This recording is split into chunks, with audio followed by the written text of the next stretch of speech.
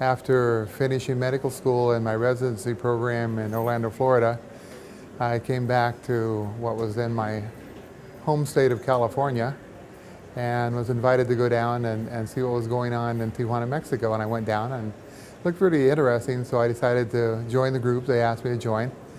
And for a couple of years, I was very skeptical about using nutrition and diet, detox, cleansing, lifestyle changes to heal diseases. I come from a background that actually talks about and has taught for many years that good diet and lifestyle will keep you healthy.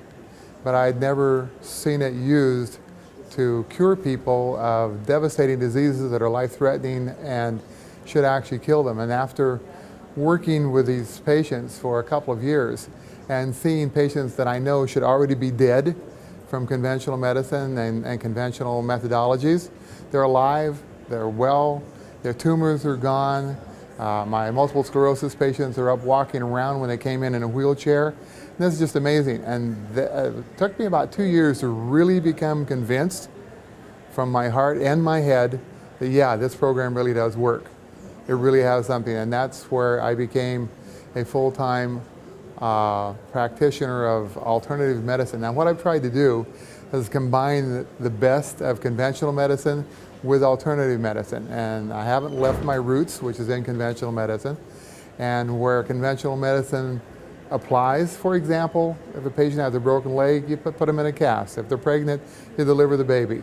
If they need surgery, you do the surgery, and so on. But where conventional medicine, especially here in the U.S., my firm belief is that conventional medicine here in the U.S.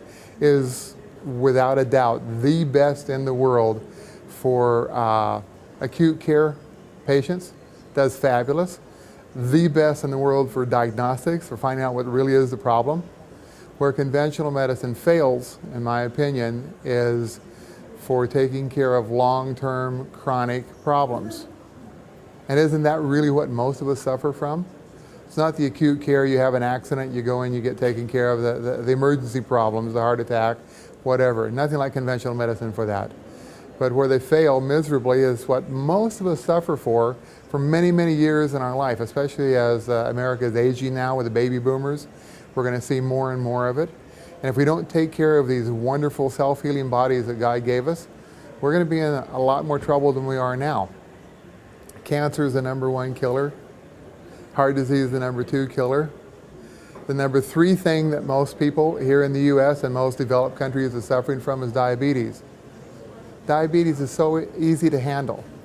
Here's a statement you'll probably never hear, and I haven't said it except for the last 4 or 5 years, but it's been my belief for about 25 or 30, is very simple. Change your diet, change your lifestyle, cure your disease. Diabetes is that easy. Hypertension, same thing. Heart disease, same thing. These are so easy to take care of. Basically, all you have to do is change your diet, change your lifestyle, disease will disappear. And this goes for so many chronic diseases. I'm not saying that this is a panacea cure-all. What I am saying is that if you do the right things, most of the time, your body will improve or totally reverse the condition. And it's that simple, it's that basic.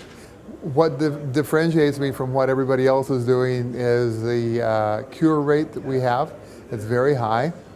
The patients, for example, for the first few years of the practice, I practiced just pure Gerson therapy. And for those of you who are familiar with the natural health industry, you know what, most of you know what Gerson therapy is. But we found that by continuing Max Gerson's work and following his pathway, which is very simple, he took the basic therapy and then added to it different modalities. The ones that worked, he kept. The ones that did not work, he threw away.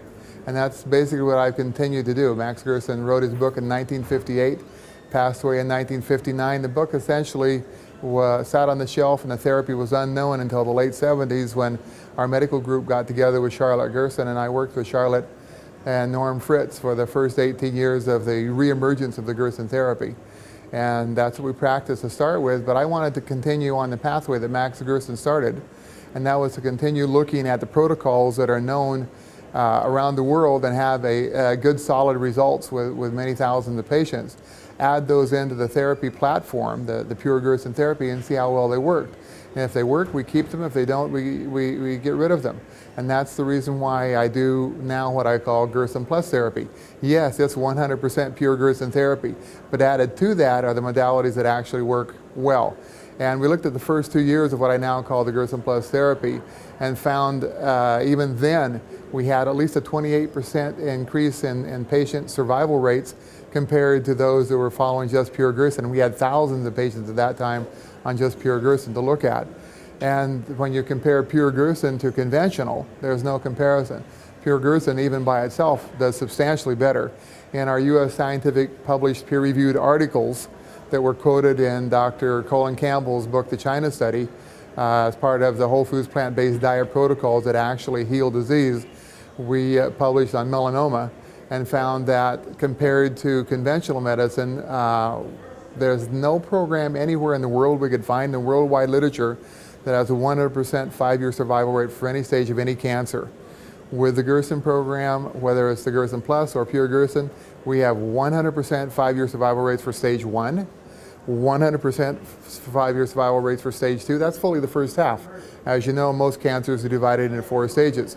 Drop clear down to end-stage disease, and conventional medicine has about a 5 to 6% 5-year survival rate for end-stage melanoma. With just the diet alone, nothing else added to it, 39%. That's a huge difference. Add one modality out of the Gerson Plus protocols, which is surgery, the only one that's really accepted for melanoma because they can't treat them with chemo or radiation anyway. Add just surgery, we get a 57% 5-year survival rate. That's huge. Ovarian cancer, very similar. Conventional medicine has about a 6 to 7% 5-year survival rate for end-stage ovarian. We have now documented, don't have the money to finish the publication, so if anybody wants to donate, we'd be happy to publish. We'll take all the publication money you want to put into it because we have thousands of cases, lots of studies we could do, but the survival rate for end-stage ovarian cancer is now documented. We've contacted the people at 63%. So that's huge. And I know now, with the additional protocols that we have added into the Gerson Plus therapy, it's even better than our initial look that showed at least a 28% increase over the pure Gerson. And you saw how good Gerson is compared to conventional with the last sites that I just gave in our U.S. Peer review published articles. So it really is a wonderful way to treat patients, and that's why I do what I now call the Gerson Plus therapy. It's just so much better.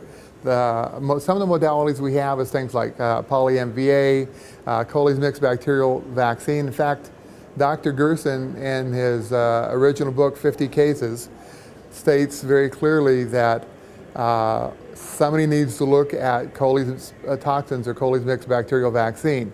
He passed away before he was able to do that. I'm the first one that ever did that. I actually flew down to Nicaragua and picked up our first Coley's mixed bacterial vaccine and brought them back to the hospital in Mexico. And that's another one of the protocols we add in. An autologous vaccine that Dr. Joseph Issels brought over from Germany. He retired, and one day he called me up and said, "Dr. Rogers, would you like to work with me?" And I said, "Sure." And I didn't even really know who he was at the time, but it's been such a privilege to work with him the last several years of his life. And he came over, and he and Mrs. Issels stayed in our home here in San Diego area. And for the next several years, I took Dr. and Mrs. Issels down to the hospital in Mexico several days a week. We went over the patients, we walked the floors, and I had the privilege of helping him introduce the autologous vaccine into Mexico. And that's why it's out there. In fact, we have made an improvement called an autologous dendritic cell vaccine on it.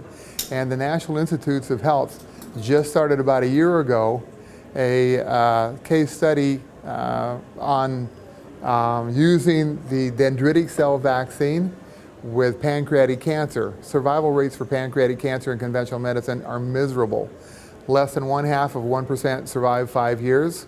Median survival time is about 6 months from the date of diagnosis, independent of the stage, whether stage 1, stage 4, or anywhere in between. And so they realize very clearly that they're not doing well with pancreatic cancer. And that's one of the reasons why they've started this brand new study using the autologous dendritic cell vaccine for pancreatic cancer. I'll be very interested to see what the results are, but they're finally starting to pick some of the things up that we've been doing in alternative medicine at my facility for more than 20 years. Also, like I said, I had the privilege of working with Dr. Isles for the last several years of his life, and he told me personally, Dr. Rogers, ever since I met Max Gerson in Baden-Baden, Germany in 1952, I've wanted to bring together the Gerson protocols and the Isles protocols. And he said, I am so happy, finally I have a chance to do that, thanks to you. And so it was a real privilege to work with Dr. Isles for the last several years of his life.